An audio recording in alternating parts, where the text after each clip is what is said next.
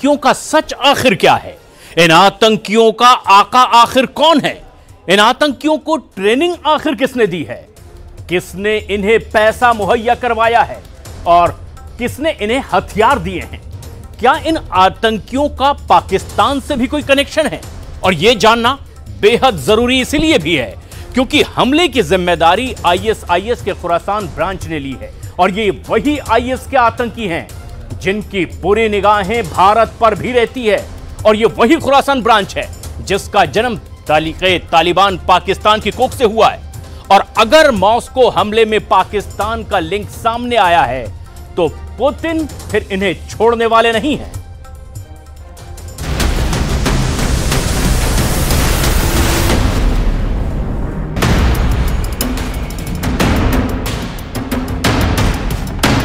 कमर सीधी नहीं कर पा रहा पकड़ा गया आतंकी,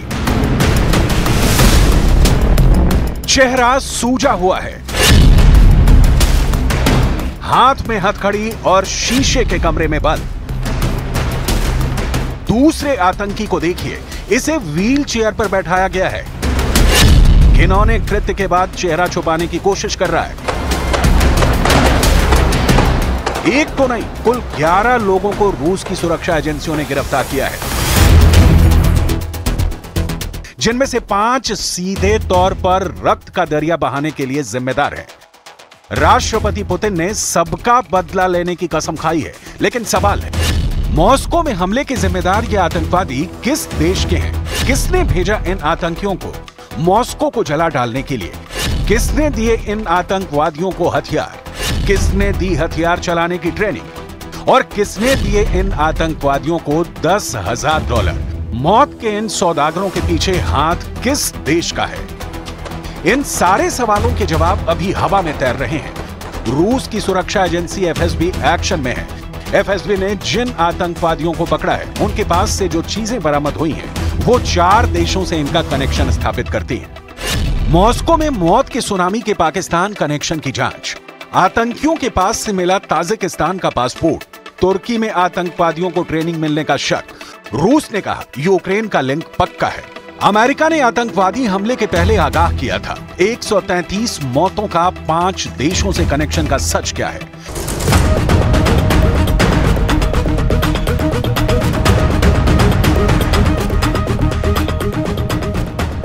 पाकिस्तान आतंक की नर्सरी है, यह जग जाहिर तथ्य है।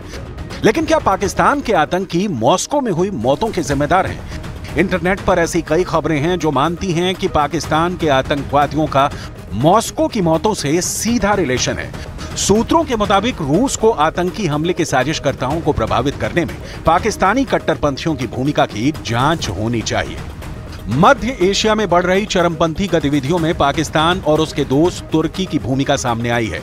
सूत्रों के मुताबिक ताजिकिस्तान में कुछ युवाओं को पाकिस्तान के मदरसों में कट्टरपंथ की ट्रेनिंग मिली है।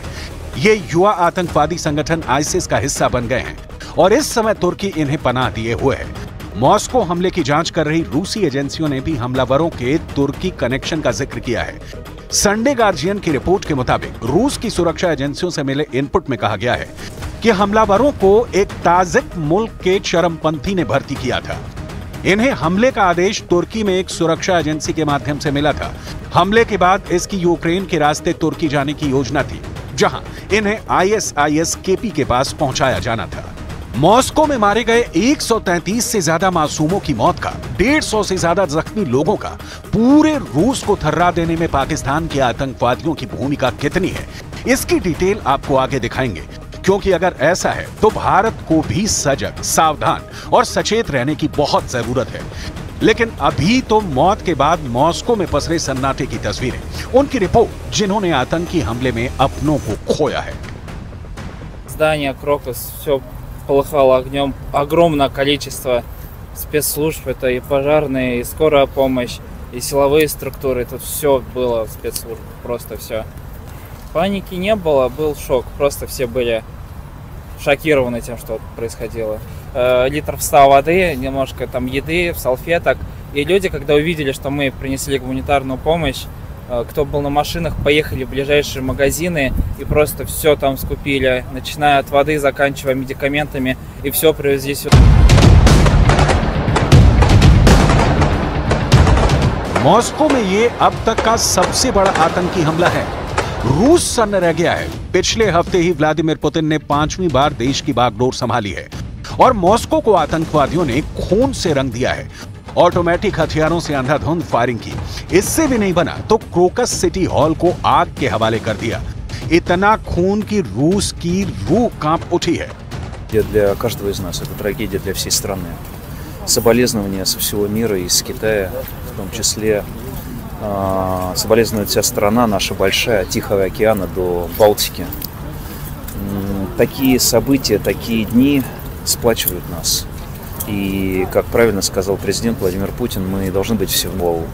Этот террористический ужасный акт заключается в том, что они хотели не только нас запугать. На самом деле русский народ запугать невозможно. Они использовали в качестве орудия, в качестве... आतंकी खुद नहीं जाते, भेजे जाते हैं। लेकिन किसके इशारे पर मॉस्को गए? क्या इन आतंकवादियों को पाकिस्तान में ट्रेनिंग मिली और तुर्की में पना? क्या एर्दोआन दे रहे हैं पुतिन को धोखा? किस आधार पर कहा जा रहा है कि रूस की राजधानी को कत्लगाह बना देने का सीधा कनेक्शन पाकिस्तान से है? तो पिछले कुछ वर्षों में रूस में पाकिस्तानी नागरिकों की संख्या बढ़ी है। या तो छात्र के रूप में रूस में पढ़ रहे हैं या फिर व्यापार कर रहे हैं।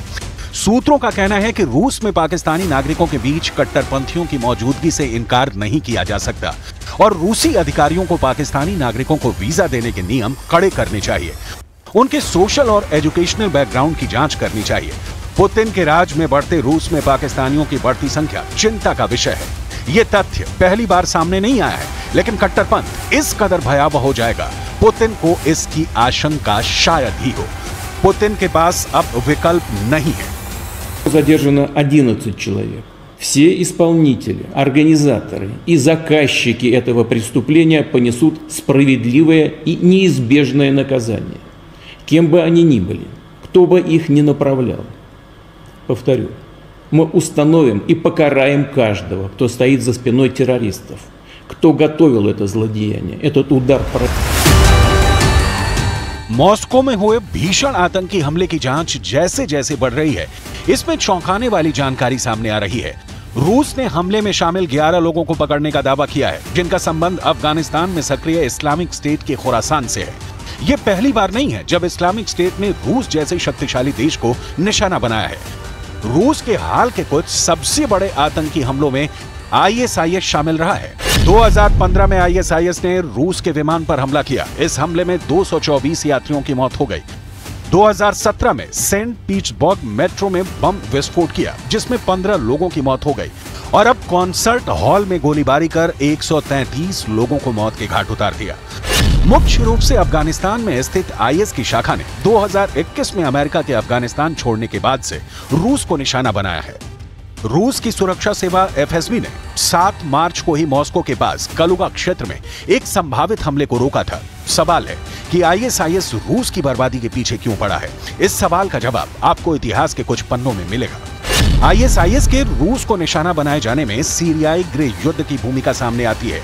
रूस के राष्ट्रपति पुतिन ने 2015 में हस्तक्षेप करके विपक्ष और इस्लामिक स्टेट के खिलाफ राष्ट्रपति बशर अल असद का समर्थन किया था। ऐसा करके पुतिन ने सीरियाई गृह युद्ध का रुख बदल दिया था और यहीं से IS रूस के पीछे पड़ गया। ताजा हमला इसका सबसे बड़ा गवाह है, जिसका असर रूस यूक्रेन की लड़ाई पर भी पड़ा है। यूक्रेन ने पूरे देश में हवाई हमले का अलर्ट जारी कर दिया है। Тем, кто стоит за этой кровавой бойней, совершить новые преступления. Что касается расследования этого преступления и результатов оперативно-розыскных действий, то в настоящее время можно сказать следующее. Все 4 непосредственных исполнителей теракта, все те, кто стрелял, убивал людей, найдены и задержаны. Они пытались скрыться и двигались в сторону Украины, где по предварительным данным для них с украинской стороны было подготовлено окно для перехода государственной границы. रूस की सुरक्षा एजेंसियों का मानना है कि यह हमला यूक्रेन से जुड़ा है। हालांकि इस्लामिक स्टेट आतंकवादी समूह ने इस हमले की जिम्मेदारी ली है। इस्लामिक स्टेट समूह ने सोशल मीडिया चैनलों पर साझा किए गए एक बयान में हमले की जिम्मेदारी ली है। इस्लामिक स्टेट खुरासान प्रोविंस यानी ISKP का गठन 2015 में हुआ था। यह Islamic state for Iraq and Syria ISS की एक ब्रांच है, जिसे आईएस या दाएश भी कहते हैं। आईएसकेपी के बनने की कहानी तहरीके तालिबान पाकिस्तान टीटीपी में हुई फूट से जुड़ी हुई है। खुरासान आज के अफगानिस्तान, ईरान, पाकिस्तान और तुर्कमेनिस्तान के कुछ हिस्सों में शामिल था। खुरासान को फारसी भाषा में खुरासान कहन भी कहा जाता है। शुरुआत में खुरासान लड़ाके आतंकवादी संगठन अल कायदा की एक ब्रांच के तौर पर ही काम करते थे, लेकिन 2014 के बाद खुरासान क्रूरता का एक नया नाम बन गया। आईसिस के करीब 20 मॉड्यूल हैं और इसमें सबसे खतरनाक आईसिस खुरासान को ही माना जाता है। संयुक्त राष्ट्र सुरक्षा परिषद की एक रिपोर्ट के मुताबिक आतंकी संगठन के पास 2500 सक्रिय आतंकवादी ही बचे हैं। आईसिस खुरासान रूस को उन गतिविधियों में शामिल मानता है जो मुसलमानों पर अत्याचार करते हैं। इस अत्याचार की कहानियां सुना कर ही आईसिस जैसे संगठन पाकिस्तान में युवाओं को उकसाते हैं, भड़काते हैं, उन्हें मजहब के नाम पर कुर्बान करने की सीख देते हैं और फिर फिदायीन हमलों को अंजाम देते हैं। आपको याद होगा कि किस तरह से अमेरिका में हमले करने के बाद ओसामा बिन लादेन ने पाकिस्तान में ही शरण स्थली बनाई थी। मॉस्को में आतंकी हमले का पाकिस्तान कनेक्शन अभी प्रमाणित नहीं हो पाया है, लेकिन कनेक्शन साबित भी होता है तो इससे किसी को कोई अचरज नहीं होगा। इस बीच मंजर भयावह है। रूस दर्द से करा रहा है। 2004 में भी रूस में बेस्लान स्कूल के पास ऐसा ही हमला किया गया था और पुतिन ने उस वक्त भी कठोर एक्शन लिया था। पुतिन ने देखा था कि रूस आतंकवादियों से निपटने में कितना सक्षम है। लेकिन यहां तार अगर यूक्रेन से, पाकिस्तान से जुड़े मिले और इसकी पुष्टि होती है तो खामियाजा पाकिस्तान को भुगतना होगा।